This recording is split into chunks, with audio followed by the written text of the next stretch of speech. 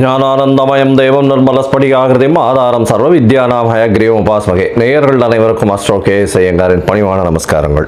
ராகு கேது பெயர்ச்சி 2025 ஏப்ரல் 26ஆம் தேதி சித்திரை மாதம் 13ஆம் நாள் சனிக்கிழமை ரேவதி நட்சத்திரத்தில் இந்த ராகு கேத்துவினுடைய பெயர்ச்சியாகுது. ராகு கேத்து பெயர்ச்சி அப்படின்றது என்ன அப்படின்னா, ராகு கேத்து இந்த ரெண்டு கிரகங்களும், அதாவது ஒரே கிரகங்கள், ஒன்று தலையாகவும் ஒன்று வாலாகவும் கருதப்படுகிறது. இந்த ரெண்டு கிரகங்களும் பார்த்தாலேயானால் 180 பாகையில் ஒன்றுக்கு ஒன்று இருக்கும். இதன் மூலியமாக பார்த்தாலேயானால் எல்லா கிரகங்களும் 7 கிரகங்களும் அதாவது வலப்புறமாக போகும், கிளாக் வைஸில் போகும். ஆனால் ராகு கேத்து மட்டும் இடப்புறமாக போகும், அதாவது ஆன்டி கிளாக் வைஸில் போகும். இதன் மூலியமாக இவ்வளவு நாள் மீன ராசியில் இருந்த ராகு இப்பொழுது கும்பராசிக்கும், கேது கன்னியா ராசியில் இருந்தவர் இப்போ சிம்ம ராசிக்கும் வரார். அதாவது பூரட்டாதி 4ஆம் பாதத்தில் இருந்தவர் பூரட்டாதி 3ஆம் பாதத்துக்கு வரார்.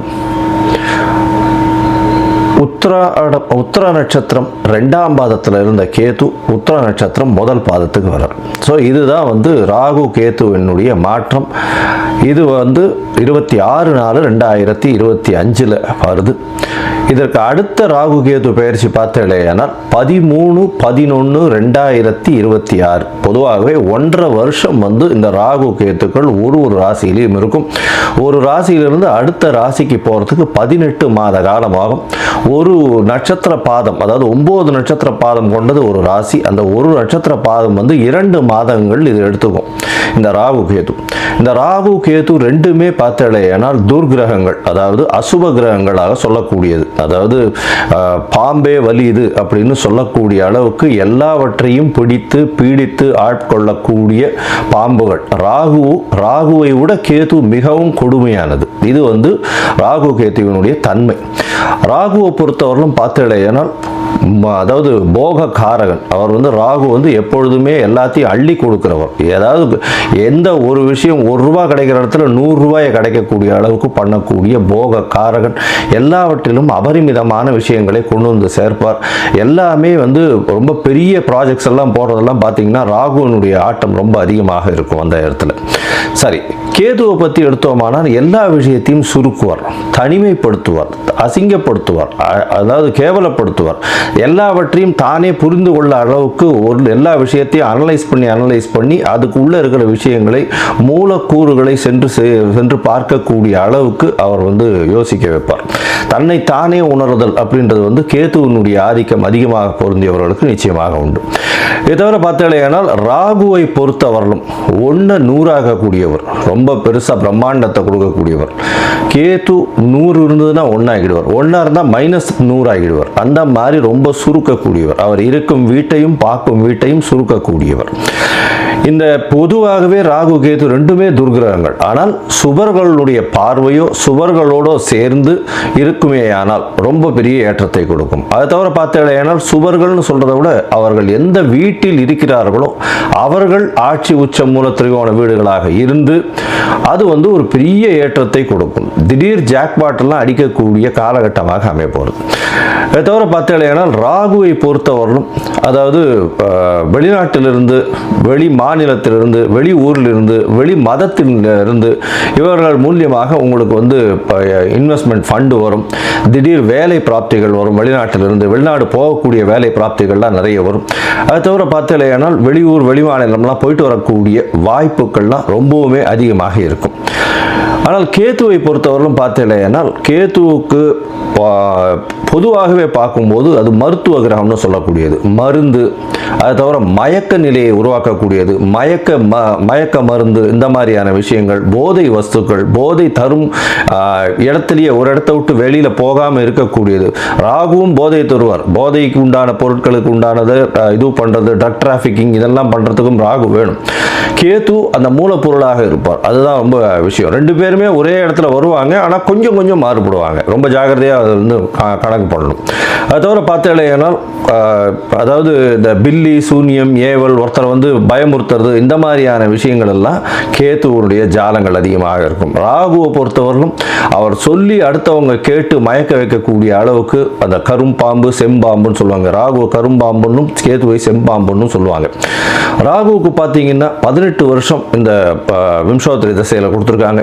கேத்துவுக்கு 7 வருஷம் கொடுத்துருக்காங்க. 18 வருஷத்தில் ஒருவருக்கு ராகு நல்லபடியாக இருந்து சுவர்களால் பார்க்கப்பட்டு அவர்களுடைய இருந்த இடத்தினுடைய வீட்டினுடைய அதிபதி ஆட்சி உச்ச மூல திரிகோணம் திக்பலம் இந்த மாதிரியான விஷயங்கள் அடைந்திருந்தாரே ஆனால் நல்ல ஒரு யோகத்தை அந்த காலகட்டத்தில் கொடுப்பார். இப்போ பார்த்தேனால் இந்த ராகு கேத்துக்கு பார்த்தீங்களேனால் ராகுக்கும் கேத்துவுக்கும் சிறு சிறு அதாவது பிரச்சனைகள் இருக்குமே ஆனால் அவர்கள் இருக்கும் இடத்தின் மூலியமாக பிரச்சனை இருக்குமே ஆனால் அவர்களுக்கு என்ன எளிய பரிகாரம் செய்யலாம் அப்படின்றத பார்க்கும்பொழுது ராகுவுக்கு எளிமையான பரிகாரம் அப்படின்னு சொல்லக்கூடியது ராகு காயத்ரி. ராகு காயத்ரி அப்படின்றத சொல்றோம்னா ஓம் நாகத்வஜாய வித்மஹே பத்மஹஸ்தாய தீமஹி தன்னோ ராகு பிரச்சோதயாத். நான் திருப்பியும் சொல்கிறேன். ஓம் நாகத்வஜாய வித்மஹே பத்மஹஸ்தாய தீமஹி தன்னோ ராகு பிரச்சோதயாத் அப்படின்றது ராகு காயத்ரியும்.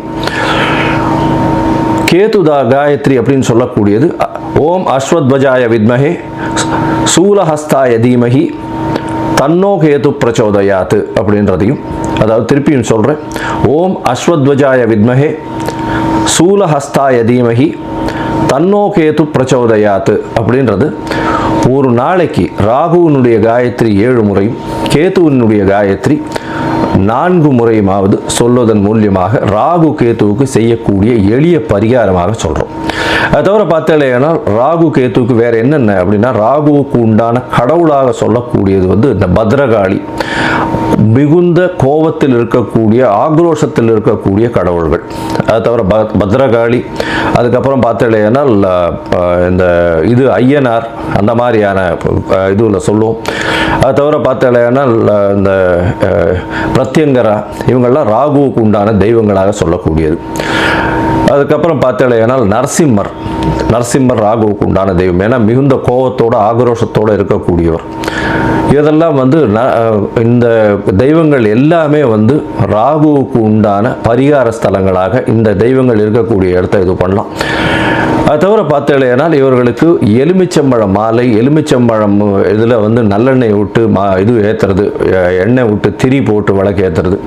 அது தவிர பார்த்தேனால் பூசணிக்காயை 2ஆக கட் பண்ணி அதில் இருக்கிற சதப்பத்தை எடுத்துட்டு எண்ணெயை விட்டு ஏற்றுறது. இதெல்லாம் வந்து ராகுவுக்கு உண்டான தோஷங்களை நிவர்த்தி செய்யக்கூடியது, ராகுவுக்கு உண்டான எளிய பரிகாரங்களாக சொல்லக்கூடியது. அது தவிர பார்த்தீங்களேனா இந்த இது கேத்துவுக்கு உண்டானது என்ன அப்படின்னா விநாயகரை சொல்வார்கள். அது தவிர ஆஞ்சநேயர், அதாவது தலை மாறியவர்கள், அதாவது விநாயகரும் சரி ஆஞ்சநேயரும் சரி இவர்கள் 2 பேரையும் சொல்லுவாங்க. அது தவிர வந்து சித்தர்கள், யோகிகள், ஞான குருமார்கள், குரு பீடங்கள், மடங்கள் இதெல்லாம் சொல்லக்கூடியது. இந்த இடத்துக்கெல்லாம் போய் உங்களால் முடிஞ்ச படிப்புக்கு உண்டான ஏதாவது உங்களால் தானங்கள் செய்ய முடிஞ்சதே ஆனால் இந்த இடத்துல ஒரு நல்ல ஏற்றம் கிடைக்கும். அது தவிர பார்த்தேனால் இந்த இது ஆட்டிசம் சைல்டு, மனநலம் சற்று பேதலித்து குன்றி இருக்கக்கூடிய குழந்தைகள், வளர்ச்சி குன்றிய குழந்தைகளுக்கு உங்களால் முடிந்ததை செய்யும் பொழுது கேத்து பகவானின் மூலியமாக வரக்கூடிய எல்லா பிரச்சனைகளிலிருந்தும் நிச்சயமாக விடுதலை பெறலாம். ராகு வந்து பாம்பு அப்படின்னு சொல்றதுனால கரு நீலம் அவருடைய கலராக சொல்லக்கூடியது. அதே மாதிரி பார்த்தேனால் கருப்பு உளுந்து அது அவருடைய தானியம். கேத்துவுக்கு பார்த்தேனால் மல்டி கலர், அதாவது பல வண்ணங்களை கொண்ட ஷர்ட்டு இல்லைன்னா பல வண்ணங்களை கொண்ட விஷயங்களை தானம் பண்ணிங்கன்னா கேத்துவுக்கு பிரீத்தியாக சொல்லக்கூடியது. கேத்துவுக்கு வந்து கொள்ளு அது வந்து தானமாக கொடுக்கறதோ, கொள்ளு வந்து தானமாக இது பண்ணுறதோ, அது அந்த தானியம் வந்து கொள்ளு வந்து கேத்துவுக்கு உண்டானது. ராகுவுக்கு பார்த்தீங்கன்னா இந்த சூதாட்டம், கேளிக்கை மையம், அதை தவிர பாரு அந்த மாதிரியான விஷயங்கள் வந்து ராகுவினுடைய இடத்தின் கட்டுப்பாட்டை கொண்டவர் அவர். கேத்துவுக்கு வந்து மடம், அதை தவிர வந்து இது தபோவனம் இந்த மாதிரியான விஷயங்கள். அதை தவிர தனித்து இருக்கக்கூடிய இடங்கள், அதை தவிர வந்து இந்த தவம் செய்யும் இடம், இதெல்லாம் பார்த்தீங்கன்னா கேதுவனுடைய இடமாக சொல்கிறாங்க. இது தவிர பார்த்தாலேயானால் இந்த ராகுவுக்கும் கேதுவுக்கும் 3-11 பார்வை இருக்குன்னு சில ஜோதிட கிரந்தங்கள் சொல்றது. அதாவது இப்போ பார்த்தாலேயானால் கும்பராசியில் ராகு இருக்கிறதுனால 3ஆம் இடம்னு சொல்லக்கூடிய மேஷத்தையும் தனுசு அப்படின்ற 11ஆம் இடத்தையும் பார்க்கறது ராகு. கேதுவை பொறுத்தவரையிலும் மிதுனத்தையும் துலாத்தையும் பார்க்கும். அவர் இருக்கும் வீட்டிலிருந்து 3-11 7ஆம் இடத்தை எல்லா கிரகங்களும் பார்க்கும். ஏன்னா சப்தம பார்வை உண்டு அப்படின்றத சொல்றது. சரி, இப்போ வந்து ராகுவை பற்றி பேசணும்னா பேசிகிட்டே இருக்கலாம்.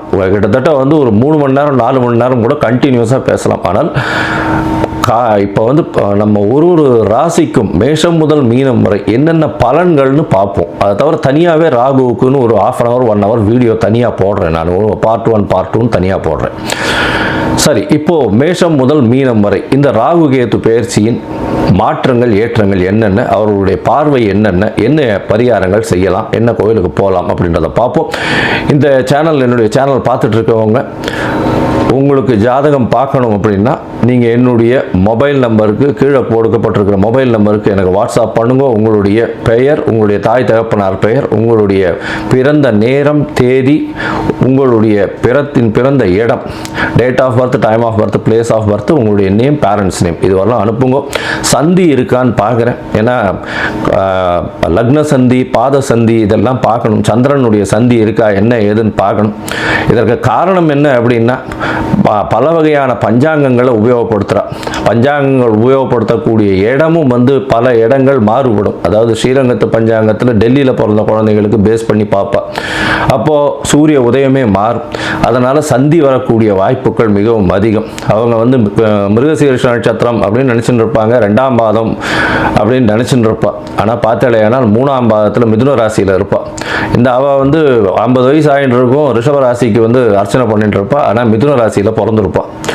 ஸோ இந்த மாதிரியான மாற்றங்கள்லாம் நிறைய இருக்குது. அதனால் உங்களுடைய ஜாதகத்தை நானே போட்டு அதன் வழியாக சந்தி இருக்கான்றதை பார்த்து உங்களுக்கு உண்டான பலன்கள் என்ன ஏதுன்றதை டிஸ்கஸ் பண்ணுறேன். அதற்குண்டான கட்டணம் என்னன்றது போடுறேன். அந்த கட்டணத்தை செலுத்திட்டு நீங்கள் அப்பாயின்மெண்ட் எடுத்துக்கோங்க. சரி, இப்போது ராகு கேதுவின் பயிற்சி 2025 2026 மேஷம் முதல் மீனம் வரை ஒரு ராசியாக. கடகம், புனர்பூசம், பூசம், ஆயில்யம், இந்த 3 நட்சத்திரம் 9 பாதங்களை கொண்ட ராசி. ராசியின் அதிபதி அப்படின்னு சொல்லக்கூடியவர் சந்திரன், அதிவேகமாக செல்லக்கூடிய கிரகம். அதாவது இப்போ நம்ம வந்து ராகு கேத்துவின் பயிற்சியை பற்றி பார்த்துட்டு இருக்கோம். ராகு கேத்துவின் பயிற்சி எப்போ வருது அப்படின்னா 26/4/2025 ஆரம்பிக்கிறது. அதில் வந்து ராகுவின் கேத்துவின் பயிற்சி ஆரம்பிக்கிறது. அதாவது மீன ராசியிலிருந்து ராகு கும்பராசிக்கும், கன்னியா ராசியிலிருந்து சிம்ம ராசிக்கும் கேத்து வர்றார். அதனால் உங்களுடைய ராசிக்கு பார்த்தோம்னா 8ஆம் இடத்துல இருக்கார். ஏன்னா சார் ஏற்கனவே அஷ்டமத்தில் சனின்னு சொல்கிறீங்க, 8ஆம் இடத்துல இவர் ராகுவும் போய் சேர்றாரு, என்ன மாதிரியான கஷ்டத்தை உருவாக்குவார்னு புரியலையே சார். 8ஆம் இடத்தில் இருக்கக்கூடிய சனி பகவான் சற்று பிரச்சனைகளை ஏற்படுத்தி கொண்டு தான் இருப்பார் உங்களுக்கு. இப்போ வந்து ராகுவும் சேர்றதுனால இந்த காலகட்டத்தில் வந்து ரொம்பவும் ஜாகிரதையாக இருக்க வேண்டிய கட்டாயம். இருந்தாலும் பண வரவிற்கு பஞ்சம் இருக்காது. எடுத்த காரியங்கள் நிறைவேறும். வீட்டை விட்டு வெளியில் சென்று, நாட்டை விட்டு வீட்டை விட்டு இந்த மாதிரியான விஷயங்கள் இருக்கிறதுனால பெரிய ஏற்றம் கிடைக்கும். அதாவது வெளிநாடு போகக்கூடிய பாக்கியம் நிச்சயமாக உண்டு. ஒரு 10-15 நாள்லேயே பார்த்தாலேனால் குரு பயிற்சி வந்துடுறது. அதனால் குரு உங்களுடைய ராசிக்கு 12ஆம் இடத்துல போயிருக்கார். 12ஆம் இடத்துல இருக்கக்கூடிய குரு ராகுவையும் சனியும் பார்க்கறதுனால ராகுவும் சனியும் வந்து உங்களுக்கு வந்து சுப கிரகங்களாக சுபத்துவம் அடைந்து போகிறாங்க. அதன் மூலியமாக பார்த்தாலேயானால் உங்களுக்கு ராகு கோதண்ட ராகுன்னு சொல்லக்கூடிய அளவுக்கு வரும். 8ஆம் இடத்துல கோதண்ட ராகு அப்படின்னா வளர்ச்சிகள் அதிகமாக இருக்கும், எல்லா விதமான விசேஷங்களும் இருக்கும், வெற்றி பாதையை நோக்கி நல்ல ஒரு ஏற்றம் இருக்கும், சுப செலவுகள் வரும். இந்த கடகராசிக்காரர்களுக்கு இந்த வருஷம் பார்த்தீங்கன்னா சுப செலவுகள் வரும். அதாவது குழந்தைகளுடைய இந்த வருஷம் இல்லை, இந்த ராகு கேத்துவின் பயிற்சியின் காலகட்டத்தில் குருவும் வந்து 12ஆம் இடத்துல இருந்து திடீர் பண வருமானம் மூலியமாக பெரிய ஏற்றம் கிடைக்கக்கூடிய காலகட்டமாக இருக்கும். 8ஆம் இடத்துல இருக்கக்கூடிய ராகு பெரிய செல்வங்களை கொடுப்பார். மறைந்த இடத்திலிருந்து திடீர் பண வரவு வரும். நீங்கள் எதிர்பார்க்கவே முடியாத அளவுக்கு திடீர்னு பண வரவு வரக்கூடிய காலகட்டமாக அமையும். எங்கிருந்து வருதுன்னே தெரியாது, ஆனால் உங்களுடைய நேரத்திற்கு அது வந்து சேரும்.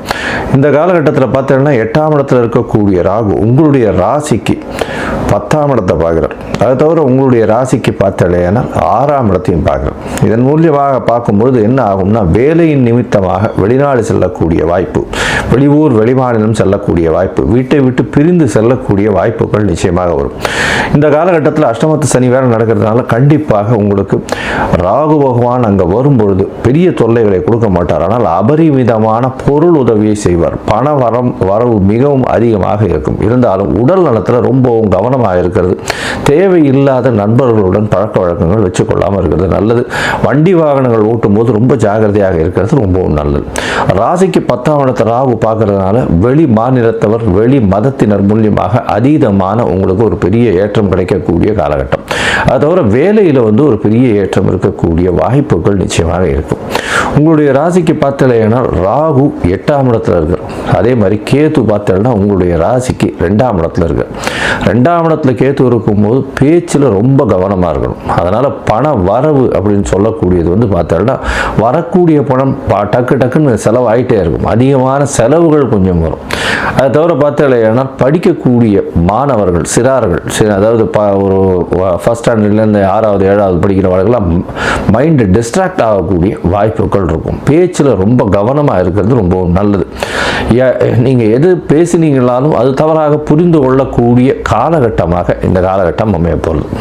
இந்த காலகட்டத்தில் பார்த்தீங்கன்னா உங்களுடைய ராசிக்கு 12ஆம் இடத்தையும் வந்து கேது பார்க்குறாரு. அதனால் ஒரு விதமான பயம் இருக்கும். மனசுக்குள்ளே வந்து தூக்கமின்மைக்கு காரணம் வந்து உங்களுடைய மனசுக்குள்ளே ஒரு மென்டல் ப்ரெஷர் இருக்கும். அதாவது மன அழுத்தம் கொஞ்சம் அதிகமாக இருக்கக்கூடிய காலகட்டம். தூக்கம் சற்று பிரச்சனைகள் இருக்கக்கூடிய வாய்ப்புகள் உண்டு. இருந்தாலும் குரு மாறின உடனே ஒரு நல்ல ஏற்றம் இருக்கும். சயனஸ்தானம் நல்லபடியாக இருக்கக்கூடிய வாய்ப்புகள் நிச்சயமாக உண்டு. உங்களுடைய ராசிக்கு பார்த்தீங்கன்னா 4ஆம் இடத்தையும் வந்து கேது பார்க்குறார். 4ஆம் இடத்தை பார்க்கக்கூடிய கேது தாயின் உடல்நிலையில் சற்று பின்னடைவை ஏற்படுத்தக்கூடிய வாய்ப்புகள் நிச்சயமாக இருக்கும். அது தவிர பார்த்தீங்கன்னா படிக்கக்கூடிய மாணவர்களுக்கு சிறு பின்னடைவு இருக்கும். அதாவது 10th 12th வரலும் படிக்கிறவர்களெல்லாம் சற்று பின்னடைவு இருக்கக்கூடிய வாய்ப்புகள் இருக்கும். அதாவது 100% வாங்கணும்னா 150லேருந்து 200% வரணும் வந்து உங்களுடைய உடல் உழைப்பை போடணும். மைண்டு டிஸ்ட்ராக்ட் ஆகக்கூடிய வாய்ப்புகள் இருக்கும். தானாக கனவு கண்டு கொண்டு தான் வெற்றி பெற்றதாக இருக்கக்கூடிய காலகட்டமாகவே வரும். கொஞ்சம் ஜாகிரதையாக பொறுமையாக இருக்கிறது ரொம்பவும் நல்லது. ஏன்னா கேதுவினுடைய பார்வை 4ஆம் இடத்துல உழறதுனால சற்று பின்னடைவு ஏற்படும். இந்த காலகட்டத்தில் குடும்பத்தில் கணவன் மனைவிக்குள்ள கொஞ்சம் சற்று அந்யோன்யம் பிரச்சனைகள் வரும். ஏன்னா குடும்பத்தில் பார்த்தீங்கன்னா குடும்பஸ்தானத்தில் கேது பகவான் இருக்கிறதுனால ரொம்ப ஜாகிரதையாக பேச ரொம்பவும் நல்லது. ஏன்னா சனியின் பார்வையும் உங்களுக்கு 7ஆம் பார்வையாக குடும்பஸ்தானத்தில் உழறதுனால சற்று பின்னடைவு ஏற்படக்கூடிய வாய்ப்புகள் நிச்சயமாக இருக்குது. இந்த காலகட்டத்தில் நீங்கள் வந்து திருப்பாம்புரம் போயிட்டு வர்றதன் மூலியமாக ராகு கேத்து ஸ்தலம்னு சொல்லக்கூடியது ஒரு திருப்பாம்புரம் கும்பகோணம் பக்கத்தில் இருக்குது.